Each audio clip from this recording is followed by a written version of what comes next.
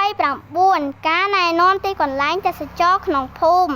ការនិយាយចូលអានអត្ថបទសន្ទនាគំរូខាងក្រោមរួចឆ្លើយនឹងសំណួរកុសលជំរាបសួរមីងខ្ញុំសូមសួរមីងបន្តិចតើមីងដឹងថារមណីយដ្ឋានភ្នំជើងព្រៃស្ថិតនៅឯណា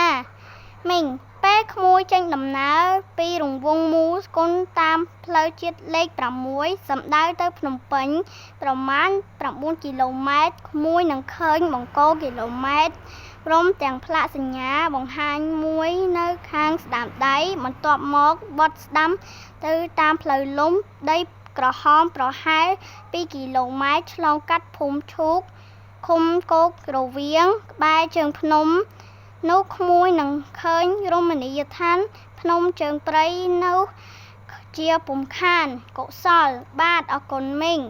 ខ្ញុំសូមជម្រាបលាមីងចាមិនអីទេក្មួយទៅចោះសូមបានសេចក្តីសុខនិងសុវត្ថិភាពតាមផ្លូវ